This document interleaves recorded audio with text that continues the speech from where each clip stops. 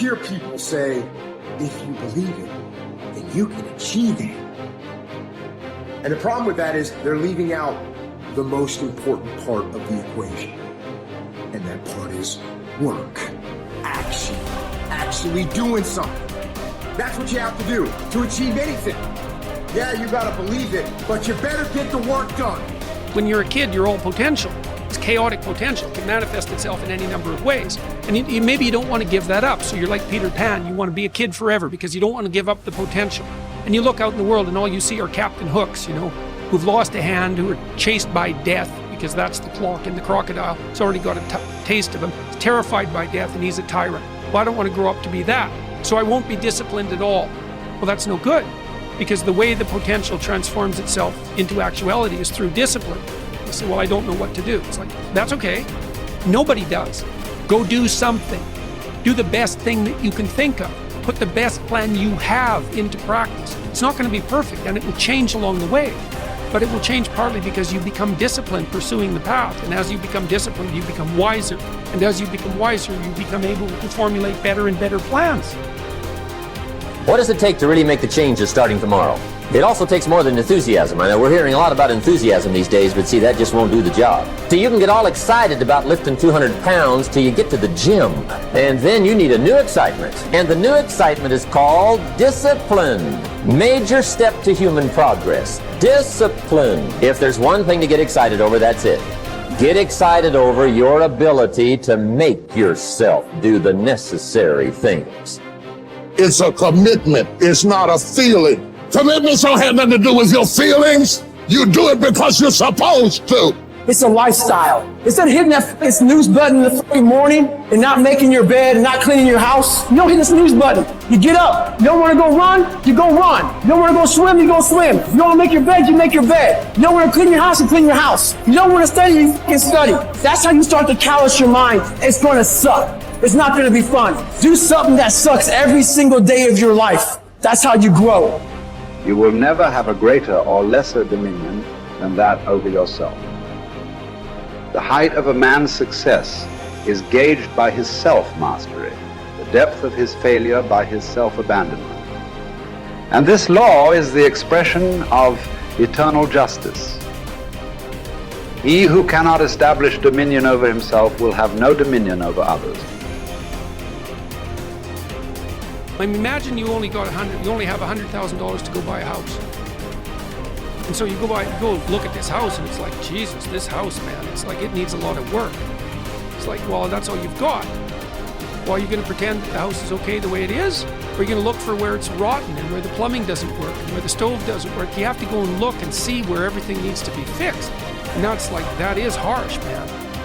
And then in order to do that properly, someone has to have taught you, it's, look, you aren't your problems. Well, you are.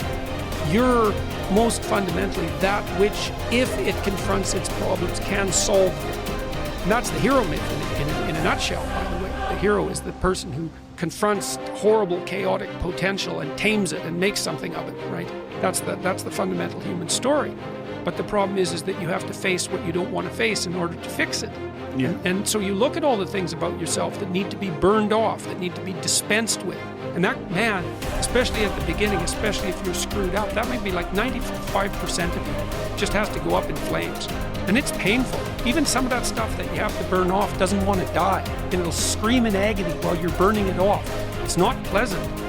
But if you know that you're the thing that can transcend your problems, most fundamentally, if you know you're the thing that, if it faces the problems, can transcend them, then you have the faith that would enable you to take stock of who you are. The chief task in life is simply this: to identify and separate matters so that I can say clearly to myself which are externals, not under my control, and which have to do with the choices I actually control. Where then do I look for good and evil? Not to uncontrollable externals, but within myself to the choices that are my own. Remember that among the things over which we have complete control are the goals we set for ourselves. I think that when a Stoic concerns himself with things over which he has some but not complete control, such as winning a tennis match, he will be very careful about the goals he sets for himself. In particular, he will be careful to set internal rather than external goals. Thus, his goal in playing tennis will not be to win a match, something external over which he has only partial control, but to play to the best of his ability in the match, something internal over which he has complete control. By choosing this goal, he will spare himself frustration or disappointment should he lose the match. Since it was not his goal to win the match, he will not have failed to attain his goal as long as he played his best. His tranquility will not be disrupted. The disciplined mind conquers all obstacles and achieves greatness, for it remains steadfast in the pursuit of virtue, undeterred by distractions or temptations. Discipline is the bridge between dreams and reality, turning aspirations into accomplishment.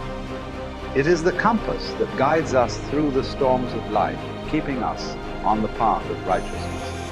By mastering our desires and impulses, we harness the power to shape our destiny.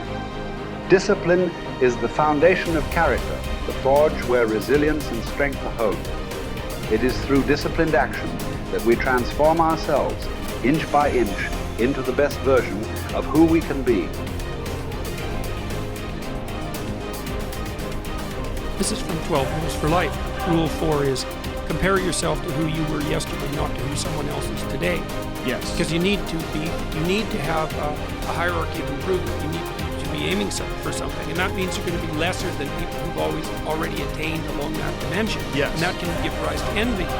So the question is, who should you defeat in the final analysis? And the answer is you should defeat your former self. You should be constantly trying to do that.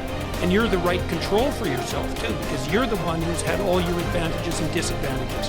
And so if you want to compete fairly with someone, then you should be competing with you. And it is the case, and this is what we were talking about too with regards to the self-improvement of the fighter, is, well, if you're improving yourself, then what you are doing is competing with your lesser self. And then you might also ask, well, what is that lesser self? And that lesser self would be resentful and bitter and aggressive and vengeance-seeking and all of those things that go along with having a negative moral character. And those are things that interfere with your ability to progress as you move forward through life. So it's very necessary to understand that this is why, I've been stressing this idea of personal responsibility. It's like, well, personal responsibility is to compete with yourself, is to be slightly better than yourself the next day. Yes. And it better in some way that you can actually manage, and that's humility. It's right, like, well, I'm a flawed person. I've got all my problems. Could I be as good as person X? It's like not the right question. The right question is, could you be slightly better tomorrow than your currently flawed self? And the answer to that is, if you have enough humility to set the bar properly low, then you could be better tomorrow than you are today. Because what you also have to do is you have to say, well, here's all my flaws and my insufficiencies, and the best that someone that flawed and insufficient could do to improve and actually do it is this. And that's not worth going out in the street and celebrating with placards. It's like, well, this is why I tell people to clean the room. It's not going to brag to someone that you did that. But someone as insufficient as you might be able to manage it. And that means you actually are on the pathway to self-improvement, and you're transcending your former self. And you might say, well, what's the right way of being in the world, if there is such a thing? And it's not acting according to a set of rules. It's attempting continually to transcend the flawed thing that you currently are. And what's so interesting about that is that the meaning in life is to be found in that pursuit. So I've been laying that out in these discussions too, because I say, well, the fundamental issue is that life is tragic and difficult, very tragic and difficult for everyone. And it's also tainted by malevolence, because no matter how things are tragic and difficult, but there's always some stupid thing that you could do or someone else could do that could make it even worse than it has to be. So that's life. And you need an antidote to that, because that can embitter you. Constant contact with that. Just the tragedy, but the tragedy combined with betrayal and malevolence, that makes it even worse, especially if it's self-induced. Okay, so you need something to set against that so you don't get bitter and resentful. Well, what do you set against that? Doing something worthwhile. By your own definition, say. You need some reason to get the hell out of bed on a terrible day because you've got something good to do. Well, what's the best thing you can do? Transcend your current wretched and miserable self. There's meaning to be found in that, and that's a meaning that's associated with responsibility. One of the things that I've been trying to lay out clearly is that life is hard. It's tainted by malevolence and betrayal. That can make you bitter. You need a meaning to offset. Where's the meaning to be found? Not in rights, not in impulsive pleasure, but in responsibility. You take responsibility for yourself, so you take care of yourself. If you're good at it, you have some excess left over to take care of your damn family. If you're good at both of those, then you have some excess left over to take care of your community. Those are heavy burdens. You pick up the burdens, you find that's meaningful. The best way to pick up the burden is to continually improve yourself. And that's where the meaning is to be found. And so that meaning is in the continual self-transcendence. That's letting your old self die and the new self be reborn.